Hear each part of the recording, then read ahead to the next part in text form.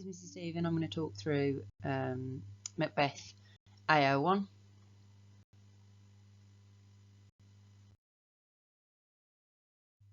So this is a bit more specific what I'm going to look at. So I'm going to briefly look at what happens in the play. I'm going to talk about the kinds of things that you should be writing about for a good AO1 paragraph, and I'm going to look at Shakespeare's big ideas. Then, if you're only interested in up to a GCSE grade 6, you're going to stop. That's it, easy. If you want a 7, 8 or 9, you're going to hopefully carry on listening a little bit more, just to talk through the thesis style approach.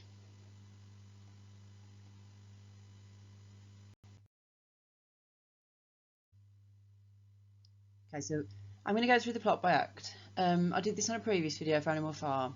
I'm not going to lie, it was dead. I was bored.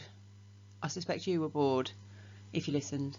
It was dead, so I don't want to do that again. I don't want to put myself or you through that again. So I'm going to just display the key things that happen in each act. And if you're super confident on Macbeth, you can just give them a quick skim through and carry on. If you're a little bit less confident on the story and the narrative, you can pause it and spend a little bit more time reading.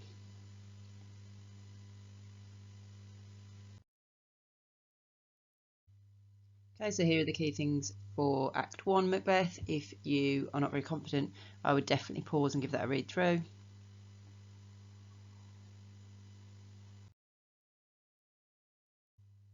Here are the main things from Act 2, mostly focuses on the immediate aftermath of the death of Duncan.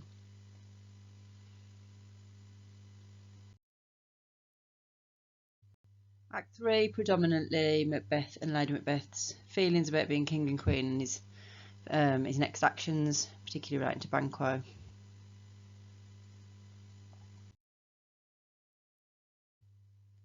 Act 4, Macbeth gets worse and worse. The death of Macduff's family, a particular low point.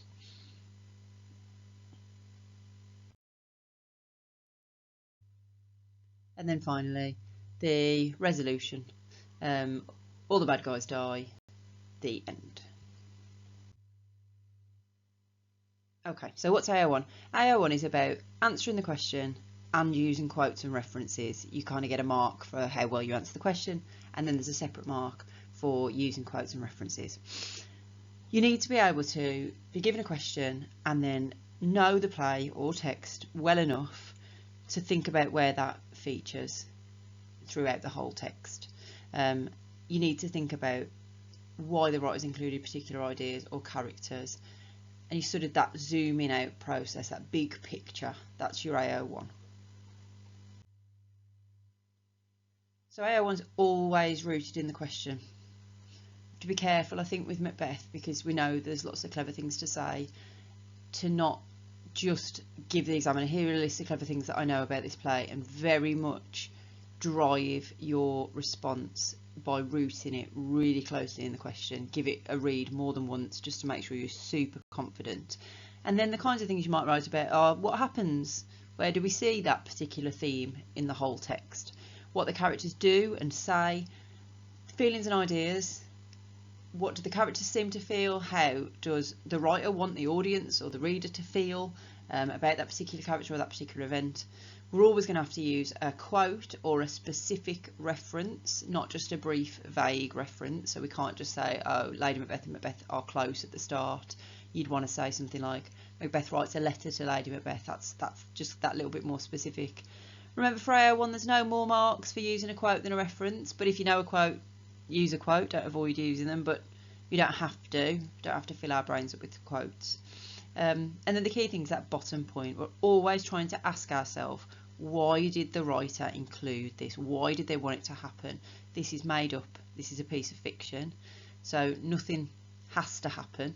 Everything happens because the writer decided it should happen, and your job to get good marks for AO1 is to think about why that might be. Yeah, so that's your AO1. What happens? Why does it happen? Think of it as a zooming out. So you might, with Macbeth, you're going to start with the extract, then you're going to zoom out to the whole play, then you're going to think across the play as a whole, then you're going to think about the writer and what the writer was doing and why the writer was doing it. Okay, so we'd look at the question, we'd think, right, where does something happen in the play that I know that relates to that idea. This might mean where we do see it or else where we don't see it, and I'll talk about that in a second. But the first thing I'm going to do, ideally on a bit of paper but possibly mentally, like I know young people don't like to plan for some reason, but I'm just going to go, right, what do I know that happens in the play that can relate to that particular question? You're going to get more marks for referring to more than one thing. Like I said earlier, AO1 marks, part of what you're looking for is your quotes and references. So making multiple appropriate, well selected references to the text is really important. But everything you choose to write about, you must write about why it's important. You're just not fully answering the question if you just go and we see this here, we see it here, we see it here. So you must think about why. Right, so this is about, you can think about the other side. So if you had a question where, how does Shakespeare explore ideas about lies? You could definitely write about Macbeth and Lady Macbeth because they are liars, but you could also write about the characters that are presented as being really honest, like Banquo or Macduff. So sometimes it helps to think of a theme, but then also the opposite to that theme. That sometimes does help and give you that broader range of references to pick from so that you can be a bit more selective and pick ones that you know you can write well about. Yeah, so this text was written by someone. Everything that happens because the writer wanted it to happen, and I guess it's a sort of an inference where you are trying to work out why they included that, what they were trying to show. Think about what it reveals about the character, what it shows about the theme, how it connects with the other characters or other events in the play, how does it link to context, what is the writer trying to tell us? Big picture ideas. I think it really helps to work out why they might have included an event if we know what if we have a kind of a better understanding of what the writer tries to show or what their ideas are. I like to call it the big ideas, what their key points are. Very often for the writers that we study, we see these ideas across a series of texts.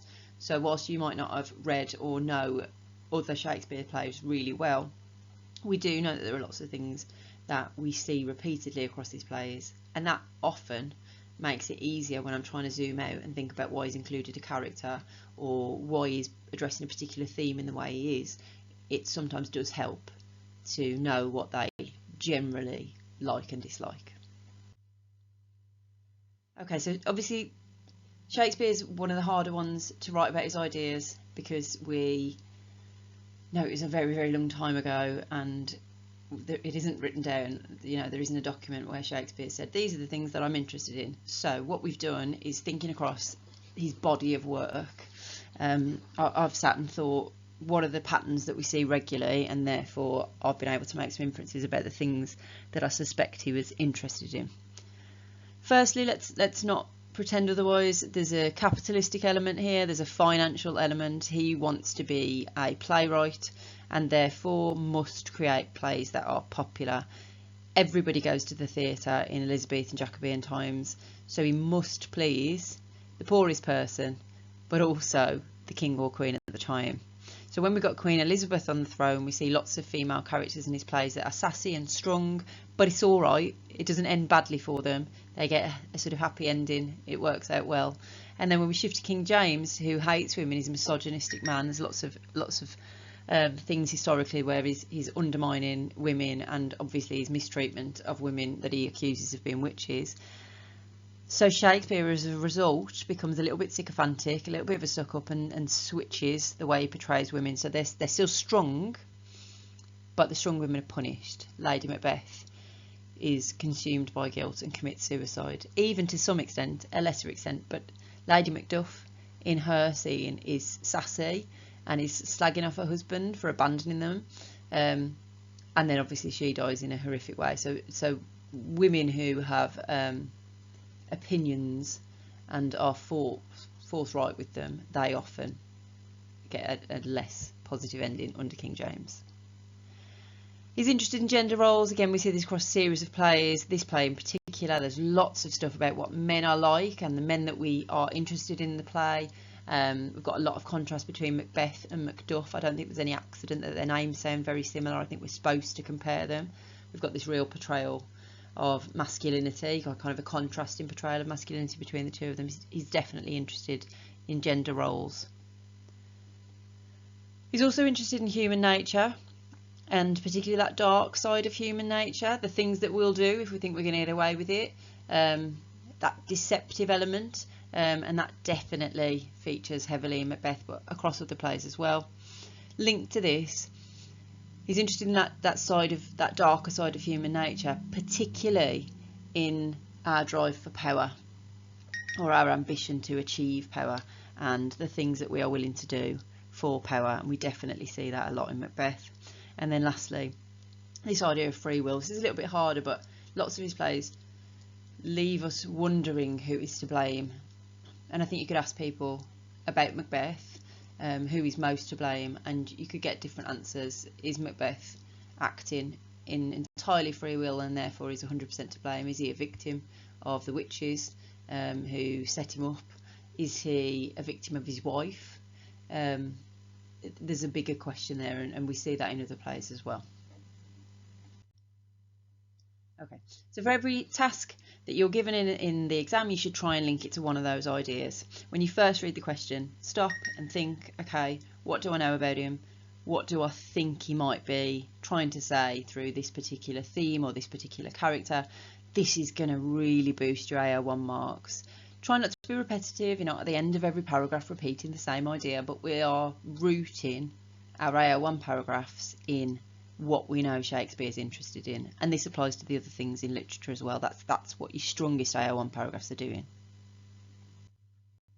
Okay, right. If you are interested in a grade 6 up to a GCSE grade 6, this is where you're going to stop. You're going to have a go at this task. So there's that little circle thing. I don't know what that's called. It appeared on the PowerPoint. I thought it looked nice. And I've put some themes in there. So what I would suggest that you do is for each theme, you think, right, if I got that question, that was the focus of the question, what could I write about? Some of them are, I think, easier than others. But I'm just going to jot around the circly thing references from the play. So I started off guilt and consequence. I went for a couple. Macbeth panics after killing King Duncan. He's freaking out. He says he can't sleep. He can't say amen. There's blood on his hands. He'll never be able to wash it off. That's the impact of guilt. And then sort of the consequence of what they do. Lady Macbeth starts sleepwalking. She's sort of losing her mind with the guilt of it, and ultimately commits suicide. So they might be nice references for that particular theme. So all around the outside of the circly thing, you're going to add key plot points, what you would write about. If you can come up with 2, 3 for each, that would be great. If you are looking for a 7, 8 or 9 in English, you're going to hopefully carry on listening, and I'm just going to add a little extra bit of information. Okay, so if you're aiming for a 7 or above, we might be trying to write a thesis. So not hugely different to what I've just talked about, just little tweaks, but I'm going to talk through what that is and how you might do that. Okay, so what's the thesis? It's an idea.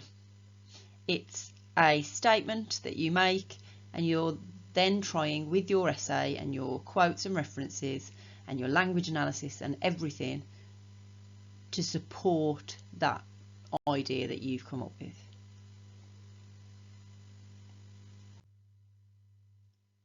Okay, so if you're aiming for a 7, 8 or 9, it is a really good way of trying to get those higher grades.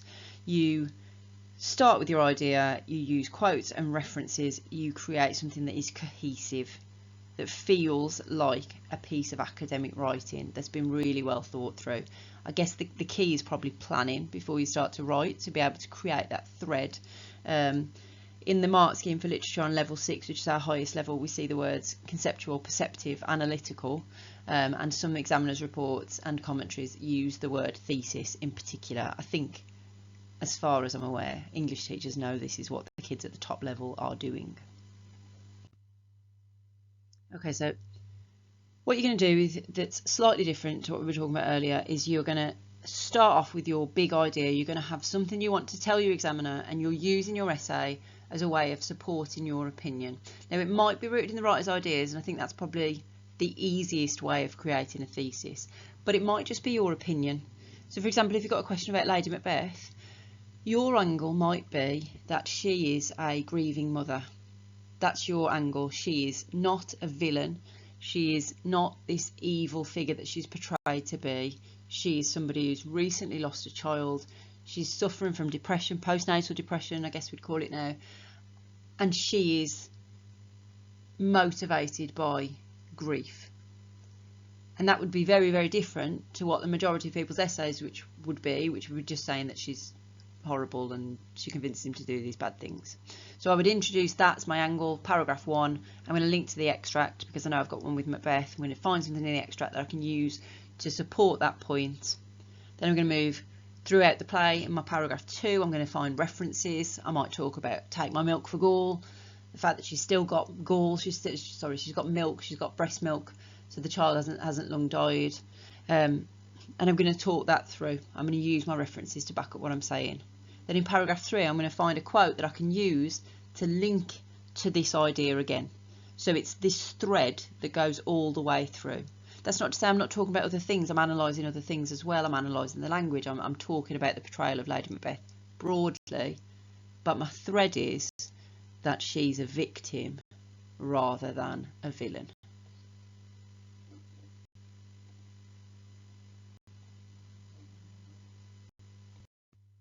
Okay, so we can go back to those big ideas that we talked about earlier on.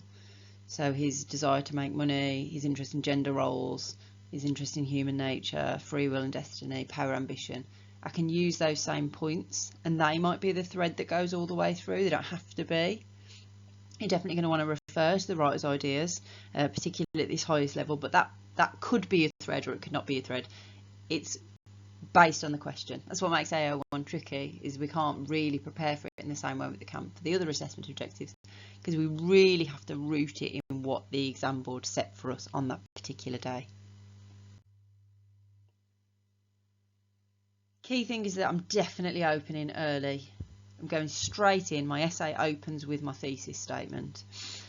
Because of that, I think you do need to plan. You do need to spend a little bit of time thinking before you start writing. What am I talking about? What is my thesis? What is my idea? You're not just going to do it spontaneously. It's not just going to, oh, I've just happened to write a thesis. It doesn't work that way. On that slide, there's some sophisticated ways that you could open an essay. We're not opening with Shakespeare presents Lady Macbeth as a bad person. We're not doing that. At this level, we're absolutely thinking like an academic and we are writing like an academic, and there's no sort of simple formula to follow. I'm just thinking, what's my big idea? How can I portray that clearly to my examiner? And I'm then going to work on the rest of my essay to support that. Okay, just things that we might use, phrases that we might use. So AO1, Shakespeare may have included this scene in the play. Nice. Showing that you're aware of this conscious construct. They might have included this for this reason is very much a higher level thing that we see. It's a higher level skill. And then when we're analysing the language, we could be using those words. This simile is used to explore, to expose, to challenge, to celebrate, to warn, to criticise, whatever, as the case may be. You're going to have to make that decision on the day, but this sort of language is very, very useful. Okay, final task. So we've got the wheelie thing again. Instead now of just thinking which events I could refer to, you should try and think, okay, what big ideas could I have? What could my thesis be? If I had a question about masculinity, what would my big idea be? And like I say, that could be rooted in something, an idea that you genuinely have about the play, something that you've spotted, something that you think Shakespeare's doing, or you can root it in his big ideas. You can think, okay, I know that he's interested in gender roles, so his portrayal of masculinity and femininity is probably a key part of the play. He's probably trying to say something. Maybe he's trying to address King James's views on women, or King James's portrayal of men, or the Jacobean expectations. But I'm going to try this final task to think, okay, I know what I could talk about, but what would my big idea be? Hope that was useful.